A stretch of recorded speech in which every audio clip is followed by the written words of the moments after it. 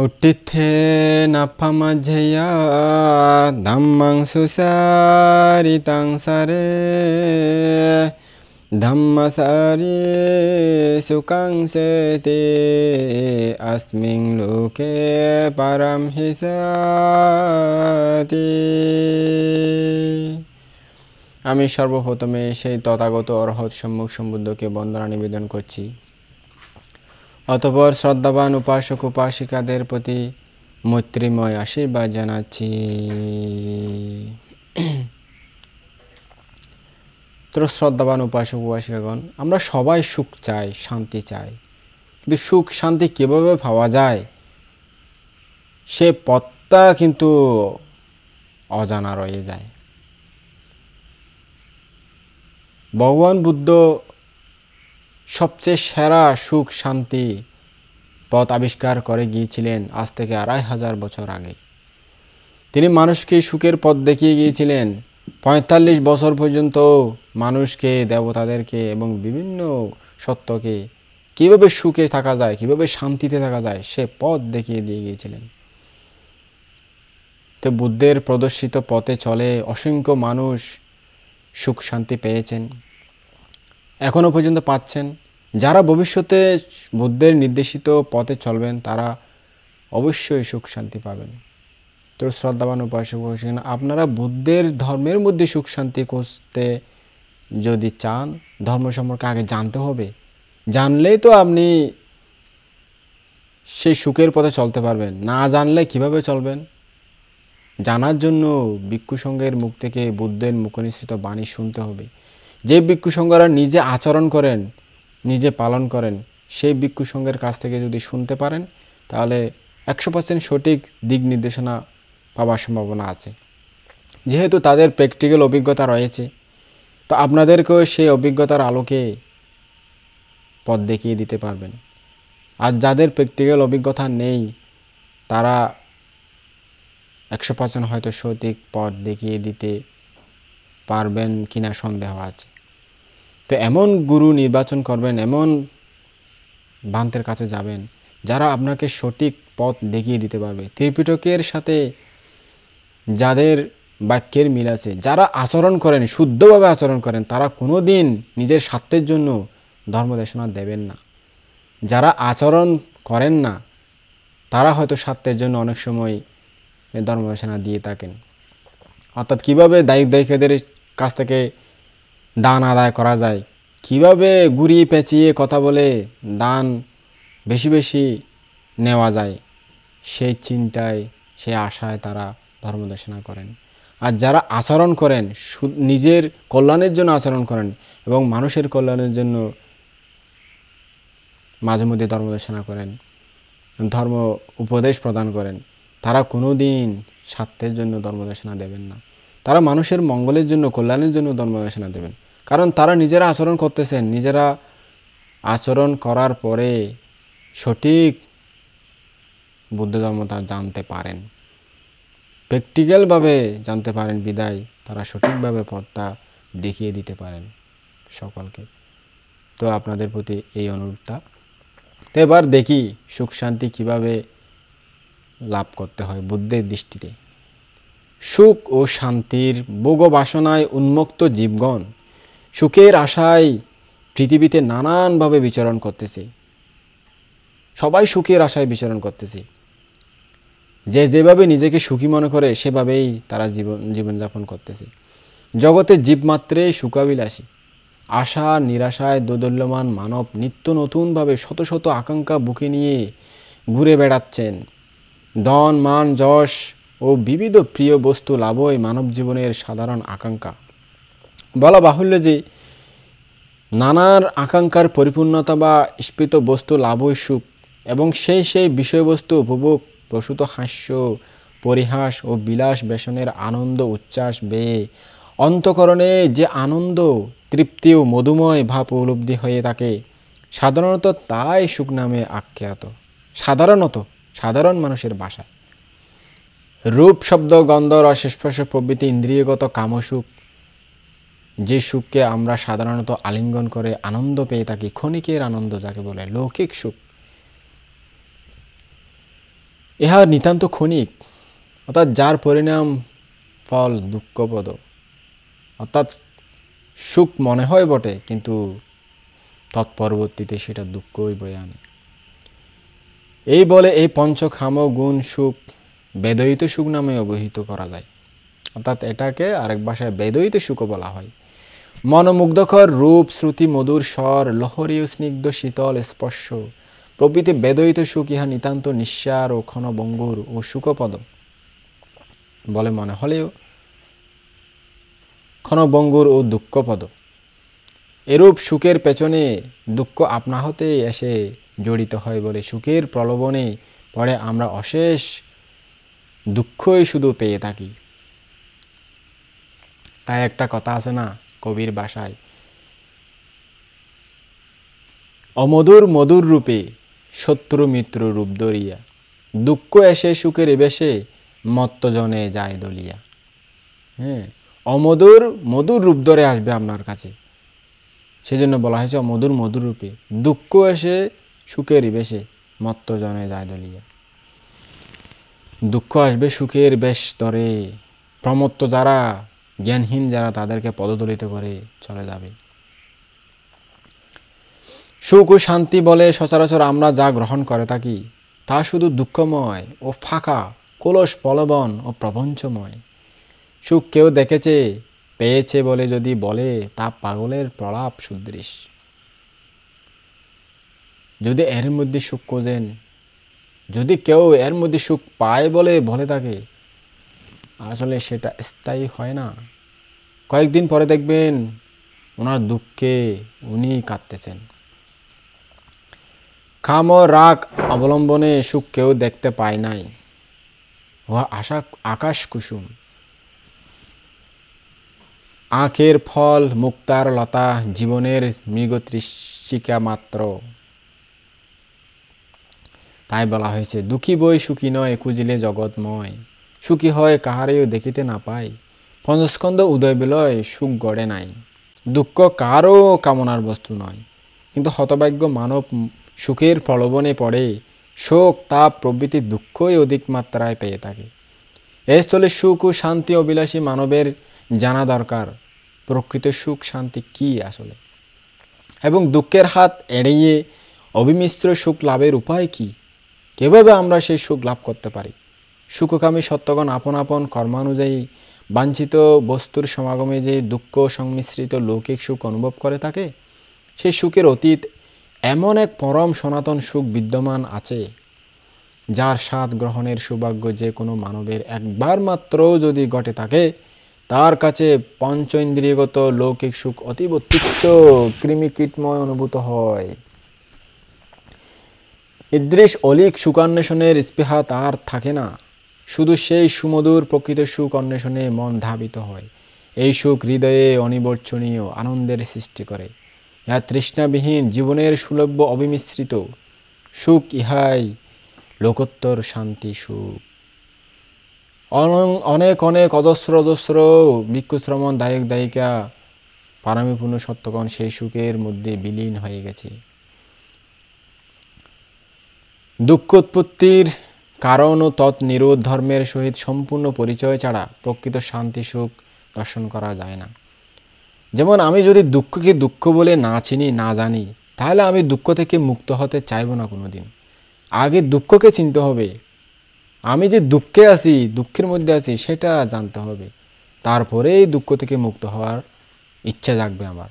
আমি যদি দুঃখে আছি কিন্তু আমি দুঃখে আছি বলে জানি না, মনে করি না, তখন আমার কোনোদিন মুক্ত হতে ইচ্ছা হবে না। যেমন আমার রোগ হয়েছে, কিন্তু আমি রোগ হয়েছে বলে সেটা আমি যতদিন জানি না ততদিন আমি ডাক্তারের কাছে যাব না। যখন আমি জানতে পারবো যে আমার রোগ হয়েছে, আমার শারীরিক অসুস্থতা বোধ করছি, অসুস্থ লাগতেছে, রোগ হয়েছে বলে মনে হচ্ছে, তখন আমি ডাক্তারের কাছে যাব, বলবো যে আমার এই দুঃখ, এই রোগ শোক আছে, এগুলো কি করতে হবে, কি খেতে হবে, তখন ডাক্তার বলে দেবে। সেজন্য আগে দুঃখকে বুঝতে হবে। আপনি যে দুঃখের মধ্যে আছেন সেটাই বুঝতে হবে। আপনি যদি দুঃখের মধ্যে আসেন, দুঃখ যে আপনার জীবনে জর্জরিত করতেছে সেটা যদি আপনি জানতে না পারেন, দুঃখ মুক্তির জন্য আপনি জ্ঞানী গুরুর কাছে কেন যাবেন? কখনো যাবেন না, কারণ আপনি তো মনে করতেছেন আপনি সুখী আছেন। তা আপনি সুখে থাকলে আপনি কেন আর বাইরে যাওয়ার দরকার? আপনি তো নিজেই সুখী মনে করেন নিজেকে। সেজন্য আপনি যে নিজে সুখের প্রলোভনের ভিতরে দুঃখের মধ্যে ডুবে আছেন সেটা আগে বুঝে নিতে হবে। তাই ভগবান বুদ্ধ আগে দুঃখ সত্যকে ব্যাখ্যা করেছিলেন। দেখেন না আপনারা চতুরার্য সত্যের মধ্যে দুঃখ সত্য আগে ব্যাখ্যা করে নাই? দুঃখ সত্য ব্যাখ্যা করার পরে সমুদয় সত্য, অর্থাৎ দুঃখ কেন সৃষ্টি হয়, কী কারণে দুঃখগুলো সৃষ্টি হয়েছে, কেন আপনি দুঃখ পাচ্ছেন সেটা ব্যাখ্যা করেছে।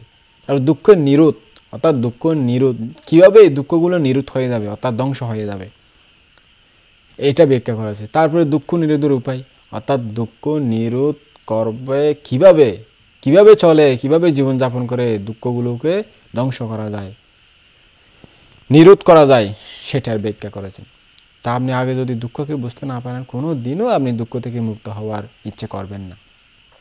এখন তো সবাই মনে করে আমি সুখে আছি, তো কেন সুখে আছি বলেই তো দুঃখ নেই এটা মনে করে।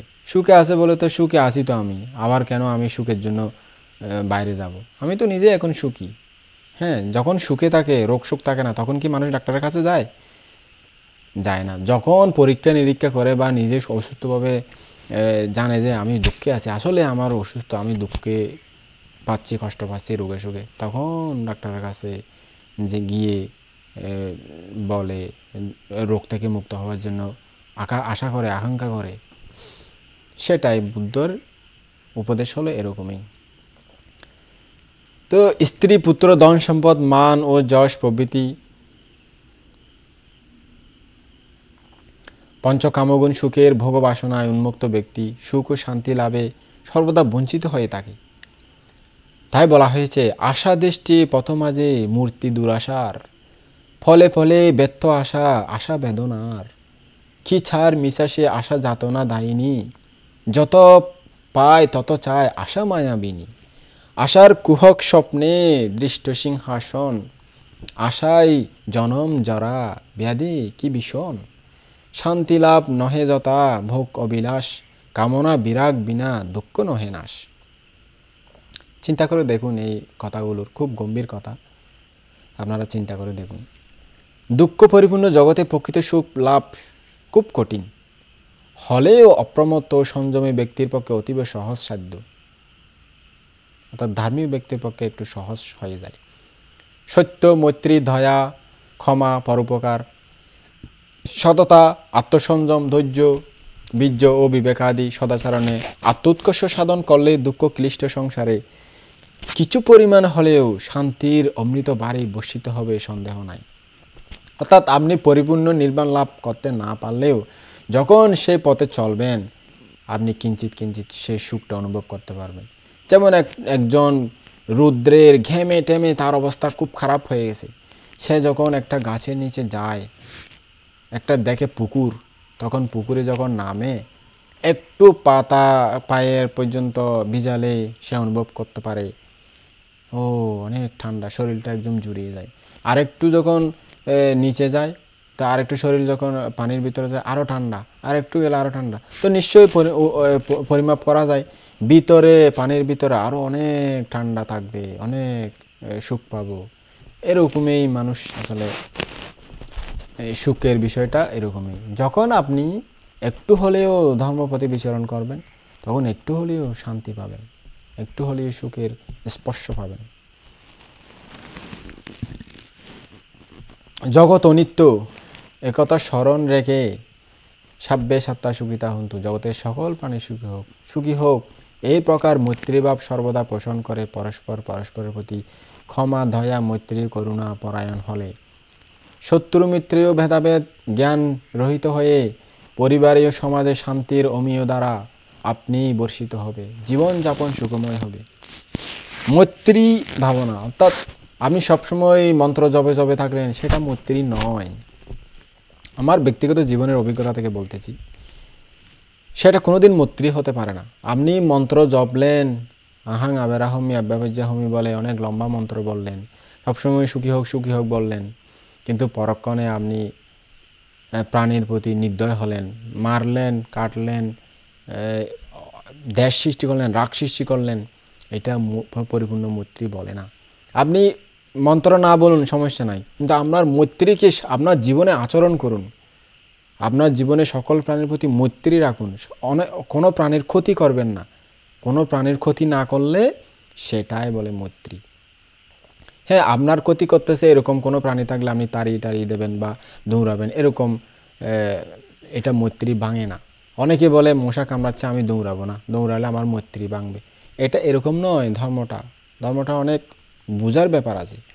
আপনি মশা কামড়াচ্ছে, আপনার ম্যালেরিয়া হতে পারে, অসুস্থ হতে পারেন, আপনার সমস্যা হতে পারে, তখন আপনি মশাটা তাড়িয়ে দেবেন যাতে আপনাকে না কামড়ায়। তো এরকম মৈত্রীটা হলো চর্চা করার জন্য। আপনি মনের মধ্যে ধারণ করবেন এবং মনে মনে কাউকে হিংসা করবেন না, মনে মনে কোনো প্রাণীকে আঘাত করবেন না, মারবেন না, কোনো প্রাণীর ক্ষতি করবেন না, সেটাই আপনার মৈত্রী ভাবনা। এরকম চিন্তা করে থাকলে একদিন আপনার এমন একটা শক্তি অর্জন হবে, সেই গুণে আপনি অনেক কিছু অর্জন করতে পারবেন। দেখবেন আপনাদের ব্যক্তিগত জীবনে সেরকম হবে, কিন্তু আজকে করলেন কালকে হবে না। একটা ধৈর্য আছে। একটা মানুষ যখন কাজ শিখার পরেই তার এক সফলতা পায়। তো এখানে ধর্মের মধ্যেও ঠিক একই রকম। আপনি চর্চা করতে করতে যখন একটা পর্যায়ে যাবেন, সম্পূর্ণ আপনার আয়ত্তাধীন হয়ে যাবে, তখন ফলটা আপনি অবশ্যই পাবেন। এই সুখান্বেষী মানবের পক্ষে লাভ অলাভ, যশ অযশ, সুখ দুঃখ, নিন্দা প্রশংসা, এই অষ্টলোকধর্মে সর্বদা স্থির, ধীর, শান্ত ও অবিচলিত হওয়া উচিত। লোভ, দেশ, মোহ, যিনি চঞ্চল বৃক্ষতলে পতিত শুষ্ক পাতার ন্যায়, তিনি সামান্য কারণে বিচলিত এবং ধৈর্য হারিয়ে স্বয়ং স্বাস্থ্য শান্তিহীন জীবনে বিপদগ্রস্ত হয়ে থাকে। ধার্মিক ব্যক্তি যিনি অনিত্য, দুঃখ ও অনাত্মা ভাবনায় নিরত থেকে উক্ত 8 প্রকার লোকধর্মে সর্বদা পর্বতের ন্যায় স্থির, শান্ত ও অটল থাকেন, তিনি সর্বদাই সুখ, সন্তোষ, শান্তি ও স্বাস্থ্য রক্ষা করে দিব্যি সুখে দিন কাটিয়ে থাকেন। সন্তোষ পরম ধন। সুখকামী ব্যক্তি এই অপরিহার্য অশ্বলোকধর্মের সকল অবস্থাতেই ইউনুসীয় মানসিকার, অর্থাৎ জ্ঞানত মনোনিবেশ, জ্ঞানত চিন্তা করে। এরকম ইউনুসীয় মানসিকার জ্ঞানত চিন্তার বসে, অর্থাৎ যথাযথ ধীর, স্থির, শান্তভাবে মনকে নিয়োজিত করে ও সংযত করে মানসিক শান্তি ও সুখ রক্ষা করতে হয়। তো শ্রদ্ধাবান উপাসক উপাসিকাগণ, আপনাদের জীবনে এরকম জ্ঞান যদি আপনারা রাখতে পারেন, আমি কি করতেছি, কায়ের দ্বারা, বাক্য দ্বারা, মনের দ্বারা কি করতেছি, সেটা যদি একটু রক্ষা করতে পারেন, মনে মনে গুম যাওয়ার সময় আমি আজকে কায়ের দ্বারা, বাক্য দ্বারা কী করলাম, না কালকে থেকে এরকম কমিয়ে ফেলবো, করবো না, এরকম করতে করতে একদিন না একদিন আপনার চিন্তা করলে দেখবেন যে অনেক কমে গেছে। এরকম জীবন গঠন করতে হবে অবশ্যই সবাইকে সুখ শান্তি পাওয়ার জন্য। তো আমাদের 4 প্রকারের সম্পদ আছে। গৃহীদের 4 প্রকারের সম্পদ, সেই সম্পদগুলো আপনারা মনে রাখবেন, অনেক প্রয়োজনীয় কথা। 1 নম্বর হলো উত্থান সম্পদ, 2 নম্বর হলো আরাক্কা সম্পদ, 3 নম্বর হলো কল্যাণ মিত্র সম্পদ, 4 নম্বর হলো সমজীবিকা সম্পদ। এই ধর্ম 4টি লৌকিক ধন সম্পত্তির উন্নতি সাধনে বিশেষ সহায়তামূলক। এদের প্রতিপালনে গৃহীর উন্নতি অবশ্যম্ভাবী। এদের প্রতি অবহেলা করলে ঘরের দৈন্যদশা উপস্থিত হয়ে থাকে। অনন্ত করুণার আধার ভগবান বুদ্ধ মানুষের গৃহী অবস্থায় উন্নতির প্রতি ও অবহেলা করেন নাই। তিনি গৃহীদেরকেও কীভাবে উন্নতভাবে জীবনযাপন করা যায়, কীভাবে দিন দিন উন্নত হওয়া যায়, সেই উপদেশ দিয়ে গেছেন। আছে সব কিছু ত্রিপিটকের মধ্যে, কিন্তু আমরা পড়িও না, দেখানো শুনি না, জানিও না। আমরা শুধু আধুনিকভাবে জীবনকে উন্নত করতে চাই। সেটা করতে গিয়ে আমাদের দুঃখ বেশি বেশি পেতে হয়। তাড়াতাড়ি আঙ্গুল পেলে কলা গাছ হতে চাই। তো সেগুলো করতে গিয়ে আমাদের কত অবনতি হচ্ছে নিজে দেখে নিন। আমরা কিন্তু জন্মান্তরের সুখকে চিন্তা না করে শুধু ক্ষণিক সুখের আশায় অনেক কিছুই নিজের জীবনে করে ফেলি, যা আমাদের জন্য অনন্ত দুঃখ বয়ে আনবে। মানুষের সুখ সম্পত্তি রক্ষা ও উন্নতি করার জন্য ভগবান বুদ্ধ এই উপদেশগুলো দিয়েছিলেন। উত্থান সম্পদ কাকে বলে? উত্থান সম্পদ কৃষি, বাণিজ্য, শিল্প প্রভৃতি জীবিকা নির্বাহের সকল কাজ দেশ কাল ও রীতি অনুযায়ী জ্ঞান, যত্ন, নিরালস্য, উৎসাহ ও উদ্যমের সাথে সুসম্পন্ন করা এবং দিনের বেলায় ঘুমের অনভ্যাস, দিনের বেলায় বেশি ঘুম ভালো না, রাতে মাঝে মাঝে জাগরণ প্রভৃতিতে সদাচারী হয়ে যাবতীয় কর্তব্যকর্ম সতর্ক, নিরলস, যত্ন, তৎপরতার সাথে সুসম্পন্ন করাকে উত্তম সম্পদ বলে। একটু পরে করব, খাওয়ার পর করব, কাল করব, পরশু করব, আজকে একটু খারাপ লাগতেছে শরীর, কালকে আমার একটা বড় দায়িত্ব ছিল, আরে করব আর কি, দিন কি কোথায় চলে যাচ্ছে নাকি, আরে বয়স তো এখনও অনেক আছে, করব আর কি ইত্যাদিতে অবহেলাকারী ও আলস্যপরায়ণ উত্থান সম্পদহীন ব্যক্তি ধর্ম উপার্জন বা ধন উপার্জন কিছুই করতে পারে না। এরকম যারা অলস্যপরায়ণ তারা ধনও অর্জন করতে পারে না, শিক্ষা অর্জন করতে পারে না, ধর্ম উপার্জন করতে পারে না, কিছুই করতে পারে না। সেজন্য এই উত্থান সম্পদ নিজের মধ্যে রাখবেন। 2 নম্বর আরাক্কা সম্পদ, অর্থাৎ যে কষ্ট উপার্জিত ধন সম্পত্তি জল, আগুন, চোর, ডাকাত ও প্রবঞ্চকাদি চোর যেগুলা ধ্বংস করে দেয়, নিজের জ্ঞাতি স্বজন, আত্মীয় স্বজন, ছেলে মেয়েরা ধন সম্পদকে শেষ করে দেয়, এরকম এইগুলো হতে রক্ষা করতে জানে না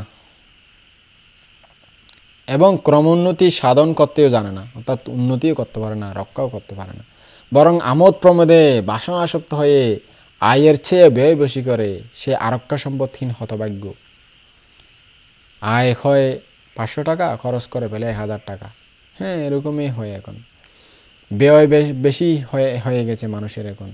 আয় যতই বাড়ে ব্যয় ততই বেড়ে যায়, সংকুলান হচ্ছে না। তাই মানুষের এখন আয় উন্নতি কমে গেছে, তাদের সম্পদকে সৎভাবে ব্যবহার করতে পারতেছে না।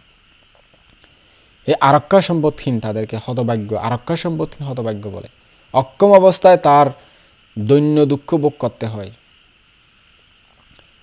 তো 3 নম্বর হলো কল্যাণ মিত্র সম্পদ, যিনি সুখে দুঃখে সমভাবে সহায় হয়ে অর্থ ও ধর্মার্জনে সর্বদা সদুপদেশ দিতে সক্ষম, এমন কল্যাণ মিত্র ও কল্যাণ বন্ধুর কল্যাণ মিত্রতা স্থাপন করা সুখকামী গৃহীর একান্ত কর্তব্য। অর্থাৎ যে কল্যাণ মিত্রে আপনাকে সবসময় সদুপদেশ দেবে, সৎ পরামর্শ দেবে, নিঃস্বার্থভাবে আপনাকে দেখিয়ে দেবে কোন পথে গেলে উন্নতি করতে পারবে, কিভাবে তোমার জীবনকে সুন্দর করতে পারবে। কল্যাণ মিত্রের গুণে মুষ্টি পরিমিত ধন ও বর্ধিত হয়ে ভাণ্ডার পূর্ণ করে, কখনো অপব্যয় হয় না। অধিকন্ত সৎ কল্যাণ মিত্র সংসর্গে সৎ তৎপরামর্শে সহজে ধনাগম হয়ে থাকে। স্বার্থপর বাসনামত্ত অসৎ মিত্রের সংসর্গে দোষে সঞ্চিত ধনরাশি দ্রুতই বিনষ্ট হয়ে যায়। অর্থাৎ অসৎ কল্যাণ মিত্র যদি সান্নিধ্যে পড়ে যায়, আপনার ধন সম্পদ কোটি কোটি থাকুক, কিন্তু সেটা নষ্ট হতে বেশি দেরি লাগবে না। সেরকম ত্রিপিটকে আমরা অনেক দেখি, অনেক শ্রেষ্ঠীর, অনেক কোটিপতির ছেলে অল্প দিনেই ফকির হয়ে গেছে। আমার নিজের চোখে এখন অনেক দেখেছি। তো উপার্জিত অর্থ পরিমিত সৎভাবে ব্যয় করা উচিত সকলের পক্ষে। উপার্জিত অর্থের 4 ভাগের 2 ভাগ ব্যবসা বাণিজ্য ও পুণ্য অনুষ্ঠানে 1 ভাগ আহারে বিহারে ব্যয়িত হয়ে অবশিষ্ট 1 ভাগ বৃদ্ধাবস্থা ও রুগ্ন অবস্থার আপদ বিপদের জন্য নিরাপদভাবে সংরক্ষিত হওয়া বিধেয়। তাহলে দারিদ্রতা প্রভৃতি কোনো প্রকার বিপদাশঙ্কা থাকে না। অর্থাৎ আপনি এই সম্পদগুলোকে যদি সৎভাবে ব্যবহার করেন, তাহলে অবশ্যই আপনার উন্নতি হবে। বুদ্ধ বলেননি যেগুলো আপনি ইনকাম করতেছেন সবগুলো দান করে দেন, সেরকম বুদ্ধ কোনোদিন বলেননি। বুদ্ধ এত বেকুব ছিলেন না, বুদ্ধ এত অকরুণাবান ছিলেন না। বুদ্ধ দয়া মৈত্রীবান ছিলেন। ভিক্ষু সংঘকে তিনি উপদেশ দিয়েছিলেন এই যে এদেরকে দেখে শুনে দান চাওয়ার জন্য। তো অনেক বিনয়ী এইভাবে প্রবর্তিত হয়েছে। যেমন মালিকেরা গরুর থেকে দুধ দোয়ার সময় সবগুলো যদি দুধ টেনে নিয়ে ফেলে, তাহলে বাচ্চাটা না খেয়ে মারা যাবে। তো বাচ্চাটা না খেয়ে মারা গেলে তো গাভী দুধ দেবে না। তো একদিনে সব খেয়ে ফেললে আরেকদিন কী খাবে? সেজন্য কিছু রেখে তারপরে দহন করতে হয়। এই জন্য আমাদের ভিক্ষু সংঘকেও দান এমনভাবে নেবে দায়িত্বদের কাছ থেকে তারা যাতে নষ্ট হয়ে না যায়, তাদের সম্পদ যাতে বেশি ব্যয় না হয়, নিজেরাও যাতে চলতে পারে, নিজেদের চাহিদাও যাতে মিটে, নিজেরা যাতে শিল সমাধি প্রজ্ঞা অনুশীলন করে বুদ্ধ শাসনের উন্নতি করা যায়, এভাবে দান চাওয়ার জন্য বলেছেন। সেই জন্য এই দানকে ভাগ ভাগ করে ব্যবহার করবেন, তবেই আপনাদের উন্নতি হবে, শ্রীবৃদ্ধি হবে। তো 4 নম্বর, সম্যক জীবিকা সম্পদ। আয়ের অনুরূপ ব্যয় করা, অর্থাৎ আয় যতটুকু সেই অনুপাতে ব্যয় করতে হবে। সৎ উপায়ে অর্থাৎ পাপ বর্জিত কর্মে জীবিকা অর্জন করা, যেগুলা নিষিদ্ধ কর্ম সেরকম জীবিকা মাধ্যমে জীবিকা অর্জন না করে আপনি সৎভাবে, যেগুলো নিষিদ্ধ নয় সেইভাবে জীবিকা অর্জন করুন। পরিমিত মাত্রায় ও ব্যয় সংকোচনের সাথে জীবিকা নির্বাহ করা প্রভৃতি সমজীবিকাকে বলা হয়। জীবিকা নির্বাহে শৃঙ্খলা শূন্য হলে ঋণগ্রস্ত হয়ে দৈন্যভাবে জীবন কাটাতে হয়। যার ব্যয়ের হিসাব রাখে না, অর্থাৎ আয়ের পরিমাণ বুঝে চলে না, সেই গৃহীর অধপতন ও অশান্তি অবশ্যম্ভাবী হবে। যারা সুখে নিরাপদে ও উন্নতভাবে সংসার করতে চান, সেই পরিবারের সকলেরই এই 4টি ধর্ম সতত রক্ষা করা উচিত। উৎসাহ, সংরক্ষণ, সৎবন্ধু, সংসর্গ, শৃঙ্খলাবদ্ধ গৃহীর উন্নতি অবশ্যই হবে। মানব জীবন অত্যন্ত দুর্লভ। কিভাবে মানব জীবনকে আমরা সার্থকতায় পরিপূর্ণ করতে পারি? অত্যন্ত দুর্লভ। অনেক অনেক জন্মের সাধনার পরে একবার মানুষ হয়ে জন্মগ্রহণ করতে পারি আমরা। আপনারা তো মনে করেন আরে কি মানুষ হওয়া তো সোজা। আসলে জ্ঞান না থাকলে তারা এরকম বলবে। যারা জ্ঞানী মহাপুরুষ তারা বলে গেছেন একবার মানব জন্ম লাভ করা অনেক কঠিন ব্যাপার।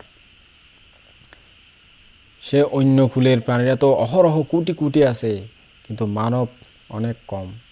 আমরা যতই বলি না কেন মানব জন্ম অত্যন্ত দুর্লভ জিনিস। এই অমূল্য মানব জীবনের সার্থকতায় বিশেষ প্রয়োজন আছে। আত্মোন্নতির স্পৃহা পরিশূন্য ভোগ বাসনাসক্ত ব্যক্তিরা মনে করতে পারে যে ভোগ ঐশ্বর্য ও যশ সম্মানে পরিবৃত হয়ে নানান লৌকিক সুখে জীবন কাটাতে পারলেই জীবনের সার্থকতা হলো। হ্যাঁ, বর্তমানে তো এটাই ভাবে মানুষেরা। আলিশানভাবে জীবন কাটাতে পারলে, আপডেট লাইফ নিয়ে পরে থাকতে পারলে, আপডেট জীবন যাপন করতে পারলে তবেই তারা মনে করে ইস আমি সেরকম জীবন যাপন করতেছি, তাকে ধরা ছোঁয়ার বাইরে চলে যায়, আরে কত উঁচু উঠতেছে, মনে হয় আকাশে বাতাসে উড়ে বেড়াচ্ছে সে, এরকমই মনে করে। কিন্তু পণ্ডিতেরা বলেন তা নয়। মানব জীবনের সার্থকতা ঐশ্বর্য সুলভ ও সুখ ও সম্মানে হয় না, জনসাধারণের উপর প্রভুত্ব শক্তি স্থাপনে হয় না, ভোগ বিলাসেও হয় না। যদি ভোগ বিলাসে অর্থাৎ ক্ষণিক সুখ পশু সুন্দর ভোগে জীবনের সার্থকতা হতো, তাহলে রাজপুত্র সাক্ষণ সিংহ রাজ ঐশ্বর্যকে পশ্চাতে মারিয়ে জীবন দুঃখের চির অবসানের জন্য সংসার ত্যাগী সন্ন্যাসী হতেন না। আরও বহু মহৎ জীবন পর্যালোচনা করলে দেখা যায় তারা পার্থিব ধন, যশ ও মান ইত্যাদি জীবনের সার্থকতার অন্তরায় মনে করে তাতে উপেক্ষায় প্রদর্শন করেছিলেন। সুতরাং এরূপ মহাপুরুষগণের জীবনচরিত পর্যালোচনা করলে এই সিদ্ধান্ত উপনীত হওয়া যায় যে জ্ঞানগর্ব সদাচরণই জীবনের সার্থকতা। অন্ধকার গৃহে যেমন প্রদীপ জ্বালালে ঘরটি আলোকিত হয়, সমুজ্জ্বল হয়, সেরূপ জ্ঞানার্জনেও চিত্তের নানা রকম ক্লেশ আবর্জনা অপসারিত হয়ে চিত্ত বিশুদ্ধ হয়। বস্তুত জ্ঞান ও জ্ঞানত কর্ম ছাড়া জীবন সার্থক হয় না। সুতরাং লৌকিক ও লোকোত্তর সুখ প্রকৃত উন্নতির চরম সীমায় আরোহণ করতে হলে, অর্থাৎ জীবনের সার্থকতা সম্পাদন করতে হলে জ্ঞান আহরণ কল্পে আত্মনিয়োগ করে অভিনিবেশ সহকারে কর্ম করতে হবে। কর্ম ছাড়া জ্ঞান বা উন্নতি লাভের কিছুই হয় না। জ্ঞানহীন ব্যক্তির মনুষ্যত্ব লাভ হয় না। মনুষ্যত্ব বা জ্ঞানত সদাচরণ ভিন্ন। প্রকৃত সুখ ও মুক্তির অধিকারী হওয়া যায় না। এই বর্তমান জীবনে সদাচরণের ভিতর দিয়ে মুক্তির পথে অগ্রসর হতে না পারলে জীবনের সার্থকতা কিছুই হইল না। অতএব ভোগ বিলাসের মোহে ভুলে জ্ঞানার্জনে অবহেলা করা কখনো উচিত নয়। জ্ঞানার্জন ও জ্ঞানত সদাচরণের ফলেই জীবনের সার্থকতা সম্পাদনের সামর্থ্য বৃদ্ধি হয়ে থাকে। তাই বলা হয়েছে, মানব জনম যার মহা সে সুযোগ তার, ভোগে মোহে ভুলো না রে মন, কর্মের সাধনে জয় যত্ন কবু বৃথা নয়, করববে মুক্তি অন্বেষণ। করোনা সুখের আশ, পরোনা দুঃখের পাশ, জীবনের উদ্দেশ্য তা নয়। ববের অরণ্য মাঝে ভ্রমেও না বৃথা কাজে, যথামোহ হিংস জন্তু বয়। দনজন সুখ যত কালের করাল গত, সবই দুঃখ অনাত্ম অস্থির। সকল ফুরাইয়ে যায় মানব দেখে না তাই, প্রাণ যেন পদ্মপত্র নীর।